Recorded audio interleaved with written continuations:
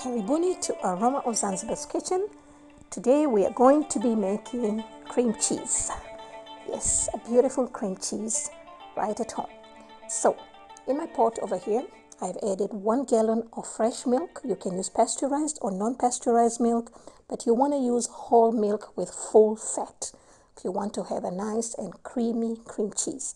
All right, and to that I have added half a teaspoon of kosher salt. You could use any salt that you have. And then you just want to stir it every now and then to prevent it from getting stuck at the bottom of the pot. All right, so we're going to bring this to a boil. And once it comes to this stage where you can see the bubbles, you want to make sure you are right at the place, you don't move. And as soon as it comes to a boil, you're going to turn off the heat and remove it from the heat. All right.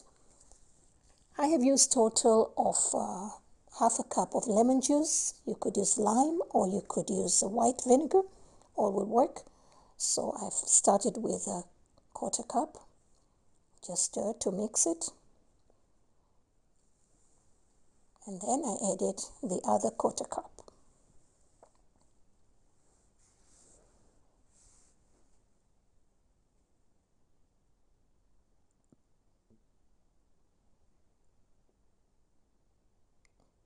Then you just want to cover it and let it sit for about 5 to 10 minutes.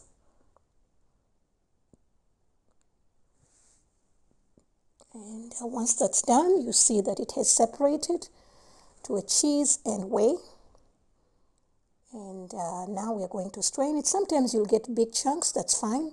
Sometimes you make small chunks like this, the curd, that's also fine. And we're going to strain this. And for straining, you want to make sure you have a cheesecloth. If you don't have a cheesecloth, you can use a muslin cloth or you can use a very light kanga to strain the curd. All right? So my cheesecloth was very small, so I did it in batches. But, and you don't need to squeeze this out. You can just let it sit for about 15 to 20 minutes and it will strain very slowly on its own. But if you're as impatient as I am, then you can go ahead and squeeze it. But before you do so, please pour some cold water to clear all the whey from the cheese. And then you can squeeze or you can let it sit and drain on its own. And you want to make sure that you don't have much liquid in your cheese because it will make it very light.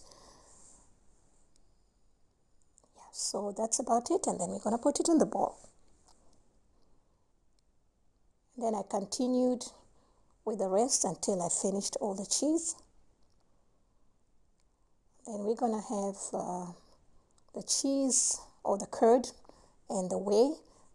If you know how to use the whey, don't throw it out. I use it mostly for sourdough.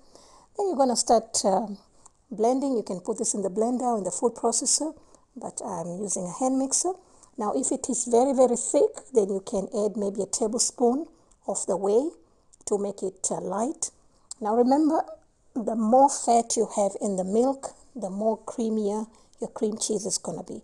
So you can also use heavy whipping cream, maybe half of the quantity, and the other half you can use the milk, and you're going to have a really, really nice cream cheese. Now, for mine, as you can see, this is what I have. It should take you about 5 to 10 minutes to get to this consistency. And then I'm just going to put it in the container and keep it in the fridge for about 2 hours. Now, you can use this for your cream cheese buttercream. You can use it for cheesecake that I plan to share with you, inshallah, soon. And yeah, that's about it. And this would last between 7 to 10 days. And it's quite a lot for 1 gallon. That was 635 grams. That's about 1 pound and 7 ounces. That's quite a lot. All right, so after 2 hours, this is our cream cheese. You can see it, it's so nice.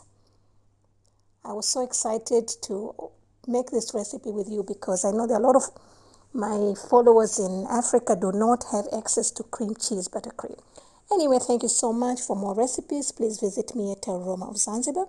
You'll find all the ingredients and the measurements in the description box below and on this very last.